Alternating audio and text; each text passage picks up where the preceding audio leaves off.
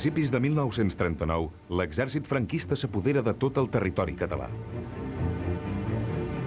Immediatament es comença a dur a terme un dels objectius més clars de la rebel·lió militar: la destrucció de la identitat nacional de Catalunya. S'aboleixen totes les institucions del país. La bandera, els himnes i els nostres símbols són prohibits absolutament. Es persegueix de forma implacable la llengua i la cultura catalanes i s'inicia una repressió sistemàtica contra tothom que hagués col·laborat amb la causa nacionalista. Lluís Companys, president de la Generalitat, el símbol màxim de Catalunya, és afusellat el 15 d'octubre de 1940 al Castell de Montjuïc. Aquesta vegada sembla que Catalunya estigui ferida de mort.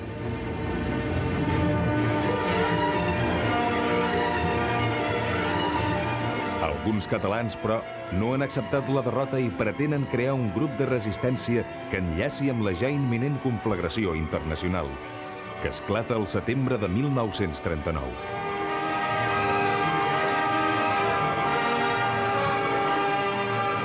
Aquell mateix hivern es reuneixen a París representants de diversos partits nacionalistes radicals. Creen una força resistent de caire independentista que lluiti clandestinament en favor de les llibertats de Catalunya. Tindrà una secció política i una secció militar. L'anomenen l'Organització. No és fins al 1942 que se li dona el nom de Front Nacional de Catalunya.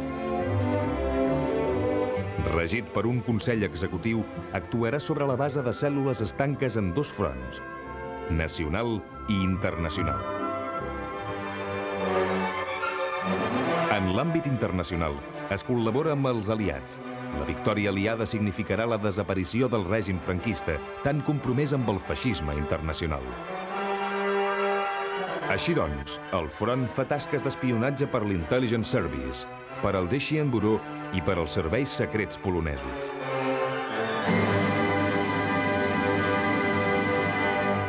Doncs nosaltres facilitàvem tota la informació que la Companyia General Italiana carregava als vaixells aquí a Barcelona, que tots d'ells anaven destinats a la zona feixista. Un dels vaixells aquests, que era el Francafacio, va ser enfonsat a la sortida de Barcelona per les tropes aliades. També facilitàvem tota la qüestió de moviments de tropes d'Espanya, que llavors hi havia moltes, i les situacions de les casernes, com estaven situades, i sobretot de les campses. Totes les campses, que tot això era un material molt interessant pels aliats per un moment que pogués interessar un desembarc a Barcelona. El front col·labora també amb les xarxes d'evasió de la resistència francesa. A través d'un eficaç entramat de passos i de masies, s'ajuda a creuar la frontera franco-espanyola a aliats fugitius de la zona ocupada pels nazis. I gairebé a 800 aviadors abatuts en territori francès. També es passen a l'estranger persones que fugen del règim de Franco. Alguns membres del front s'incorporen al maquis francès.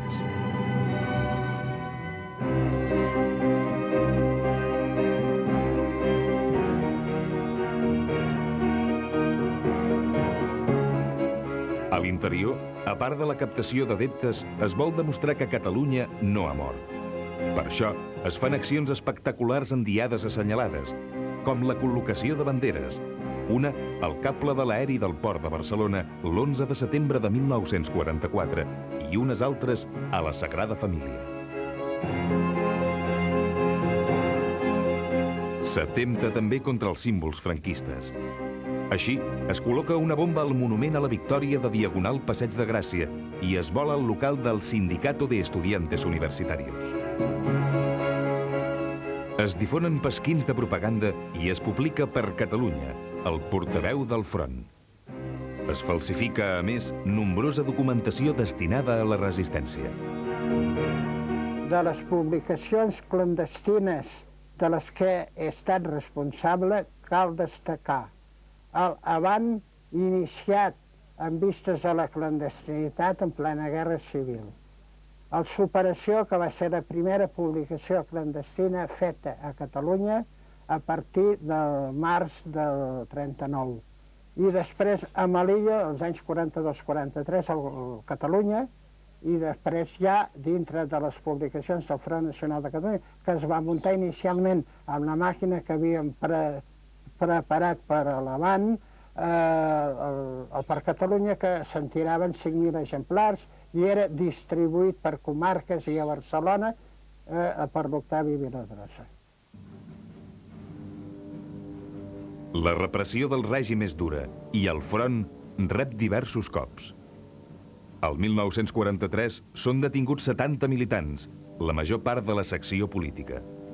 I el 1946 cauen 14 membres de la secció militar. La majoria de detinguts són condemnats a llargues penes de presó.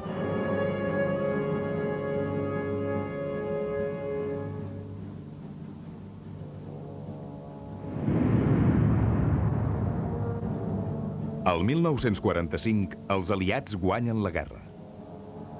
L'anhelada victòria es torna desencís. A causa de la Guerra Freda, els vencedors no s'interfereixen en el règim del general Franco, a qui veuen com un aliat segur contra el comunisme.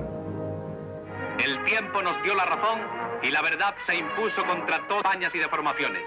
España ingresa en la ONU y ocupa el puesto que legítimamente le corresponde por su importancia. Aquest desencís, la caiguda de les cúpules política i militar i l'exili de força militants generen una pràctica inactivitat a les files del front, al llarg dels anys 50. Malgrat tot, el 1951 participa activament en la vaga general contra l'augment del preu dels tramvies. En canvi, a l'exili hi ha una gran activitat en favor del front. Es creen delegacions a diversos països que busquen ajuts i acullen els membres exiliats.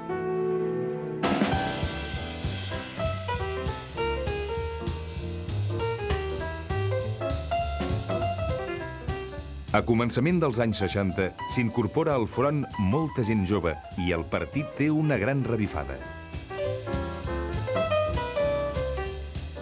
L'any 1960 ja ha participat activament a la campanya Pujol Catalunya, arran de les tortures i el Consell de Guerra contra Jordi Pujol per la publicació del manifest Us presentem al general Franco i per la interpretació del cant de la Senyera al Palau de la Música Catalana. També col·labora en la campanya per la destitució del director de La Vanguardia Espanyola, Luis de Galinsoga, que va insultar públicament els catalans.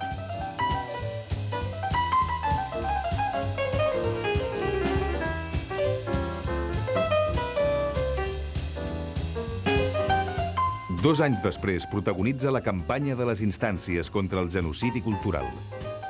Basant-se en el derecho de petición reconegut pel Fuero de los Españoles, es presenten 10.000 instàncies al vicepresident del govern, el general Agustín Muñoz Grandes, demanant la normalització dels drets mínims de Catalunya.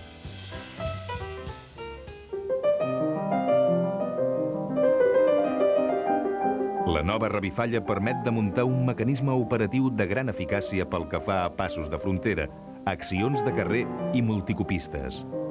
Des d'aleshores, no va caure mai ni cap pis ni cap màquina en poder de la policia. En aquests moments, el portaveu del partit es diu Ara. El front intensifica l'actuació a la universitat. Es crea el bloc d'estudiants nacionalistes que pren part en la constitució del Sindicat Democràtic d'Estudiants de la Universitat de Barcelona, els Caputxins de Sarrià.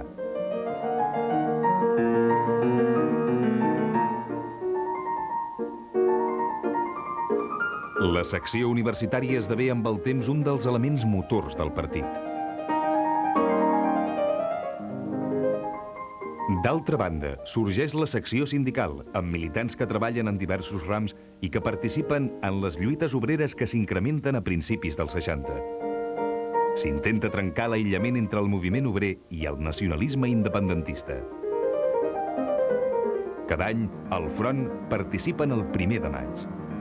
El 1968, un sector del partit més proper a la ideologia marxista s'escindeix del front i funda el Partit Socialista d'Alliberament Nacional, el PSAN.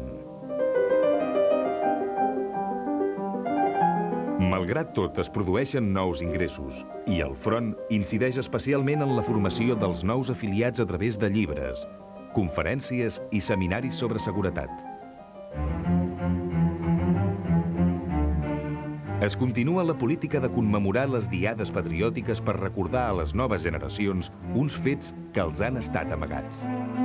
Per exemple, la Diada de 1971, en la qual s'emet un manifest de resistència al mig del carrer a través d'un dispositiu d'altaveus, col·locat secretament al balcó de l'Hotel Duval, prop d'on hi havia hagut el monument de Rafel de Casanova, que fou retirat pel franquisme.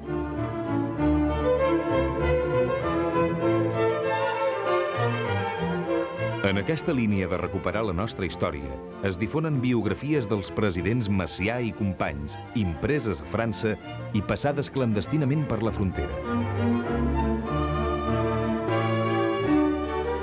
El Front va ser un dels motors de totes les plataformes democràtiques unitàries constituïdes contra el franquisme. Conseqüentment, va participar en la majoria de les accions generals reivindicatives. Així, a la campanya Volem bisbes catalans, contra el nomenament com a arquebisbe de Barcelona de Monsenyor Marcelo González Martín, que no entenia el català. I a la campanya en favor de l'abat de Montserrat, Aureli Maria Escarré, que es va haver d'exiliar per unes declaracions contra el règim fetes al diari Le Monde de París. El franquisme es veia acorralat i a partir de 1969 torna a aplicar la pena de mort. El Front va col·laborar en les accions de protesta per l'execució de Salvador Puig Antich, militant llibertari condemnat en Consell de Guerra sense pràcticament poder defensar-se. També el partit s'integrà en la protesta contra l'afusellament, un mes abans de la mort del dictador, de 3 membres del FRAP i de 2 militants d'ETA. Amb la mort de Franco, van començar a ser legalitzats els partits polítics. El Front va ser el darrer partit reconegut, el 1977, a causa de la denúncia contundent de les execucions de setembre de 1975. La Diada de 1976 a Sant Boi i, sobretot, la de 1977 es van commemorar amb grans manifestacions. Quedava molt lluny aquella primera commemoració de 1944 amb una bandera a l'aeri del port de Barcelona. Entremig hi havia hagut por, exili, presó, sang. També coratge i molta fe i la lluita d'un poble per les seves llibertats.